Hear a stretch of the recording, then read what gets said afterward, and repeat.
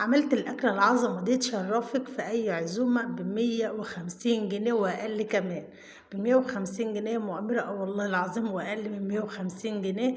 عملت أكلة كده تشرفك لو جايلك ضيف على فجأة.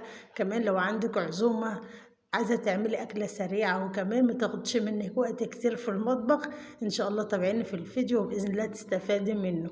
وكمان هنشوف مع بعض دورة الكتاكيت وتاني يوم ليهم، وكمان هنحصنهم التحصينة التانية. احنا حطينا أول يوم الكيس بتاع الإسهال أو معالجة الجفاف علشان طبعا ما يسهلوش، وتاني يوم هنبدأ نديلهم التحصينة الأولى، الكيس اللي هنمشي عليه. قبل ما نبدأ مع بعض روتين يومنا الجميل ونطلع عند الكتاكيت كده نطمن عليهم ونبدأ نديلهم التحصينة بتاعتهم، وكمان نحط لهم العليقة ونظبط لهم اللنضة علشان التدفئة. تعالوا مع بعض كده نصلي على سيدنا محمد علشان ربنا يبارك لنا في كل حاجة بنعملها. اللهم صل وسلم وبارك على سيدنا محمد وعلى آله وأصحابه أجمعين، صلاة تنحل بها العقد وتنفك بها الكرب وتتفتح بها الأرزاق وننال بها الرضوان وتجزني بها في الدنيا والآخرة يا رب العالمين. اللهم يا رب الفلق افتح لي كل باب غلق. طبعا بشكر كل الناس اللي بتدخل عندي على القناة، وكمان بشكرهم على كومنتاتهم الجميلة. ربنا يا رب يديمكم نعمة في حياتي يا رب العالمين. كده طلعنا عندي الكتاكيت.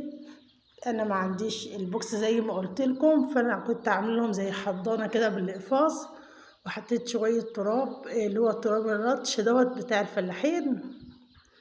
طبعا الكتاكيت بتجري عليه، بس الكتاكيت التراب ساقع مسقعهم، فانا هجيب لهم شويه تبن او شويه نشاره، تمام، علشان طبعا النشار او التبن بيدفي مع التراب، ما يخليهمش يسهلوا. انا اديت لهم اول يوم جبتهم فيه الكيس اللي هو بتاع الاسهال دوت، قال لي اديهولهم مره واحده الدكتور، وتاني يوم اداني بقى كيس تاني اللي هو بيساعد على النمو، وكمان زي مضاد حيوي كده لهم، تمام.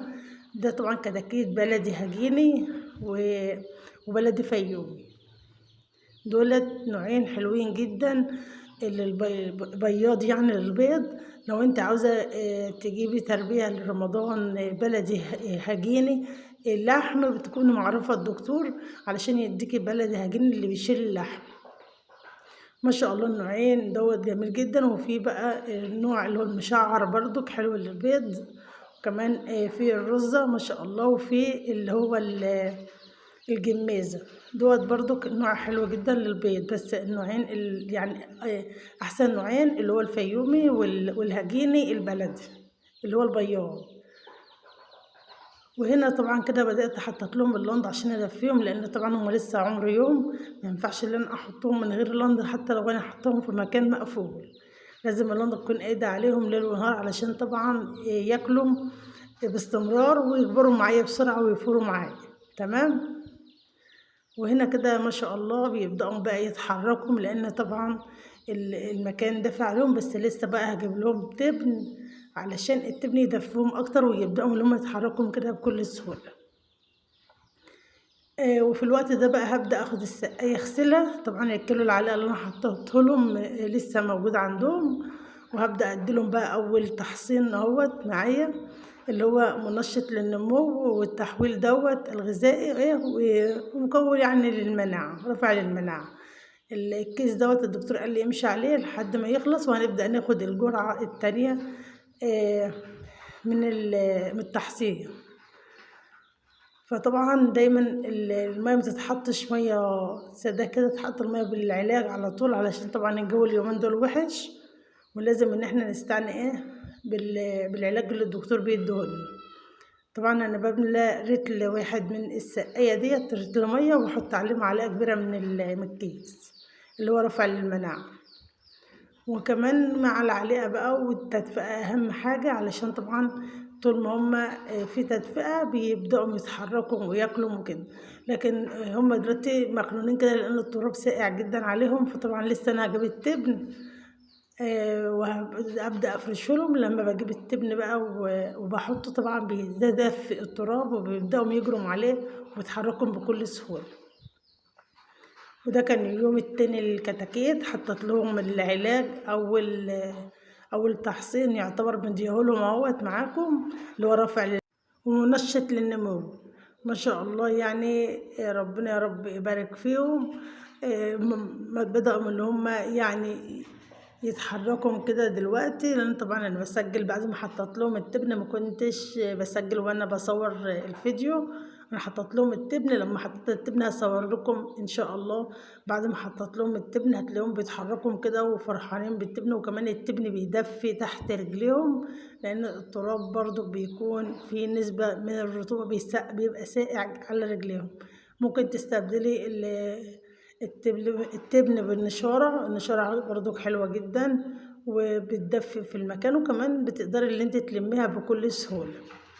ودوت كتاكيت عمر يومين، بسم الله ما شاء الله لا قوة الا بالله، اللهم بارك. افضل من ان اجيب الكتاكيت اللي هي اللي بتكون بالكيلو ديت من المزارع.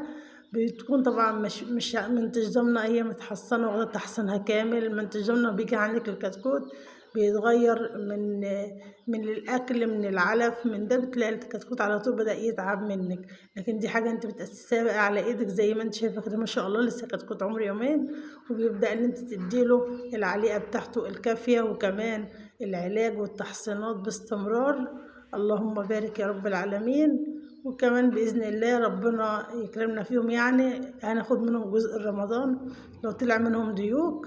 طبعا لو طلع في ديوك مش هخلي ديوك كتير، أنا ما شاء الله عندي العدد 30، فهسيب لو طلع 20 بربرة ممكن أسيب عليهم ديكين أو 3 بالكتير، والباقي هبدأ ان انا اخده في رمضان ان شاء الله.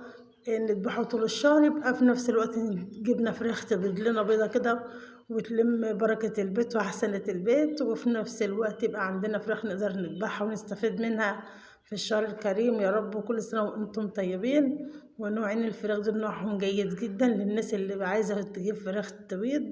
النوع الفيومي ممتاز جدا، والنوع كمان البلدي الهجيني البياض، ولازم تجيبيه من مكان موثوق منه، علشان ساعات بيجيبهم الكتاكيت دي بتكون مخلطة كده أنواع على بعضها، وبيكونوا بيبيعوها على إنها كتاكيت هجيني أو بلدي بياض، وممكن تلاقيها هجيني لحم. وهنا كده دخل عليا ضيف فجأة، طبعا مش عارفة أعمل إيه، ما معيش إلا 150 جنيه. رحت جبت الأربع تغراق دولت ب146 جنيه. قمت جايه كان عندي 3 بطاطسات، حبات من البطاطس قطعتهم، وقمت جايه حاطه الوراك عليها، وعملت احلى صينيه بطاطس بالفراخ. وكمان عملت شويه رز بشعريه، طبعا الرز موجود عندنا في البيت الحمد لله. وكمان الملوخيه اللي انا مفرزاها معاكم دي طلعت كيس كده فورته. طبعا لما بيكون عندي لحمه او فراخ بشيل الشوربه، لما بتكون دسمه وحلوه بشيلها في الفريزر. طلعت كيس ملوخية وكيس شوربة كده، قمت مفورة طبق ملوخية وعملت أحلى عزومة. طبعا دايما ست شاطرة بتكون سدادة، وسديت الحمد لله رب العالمين.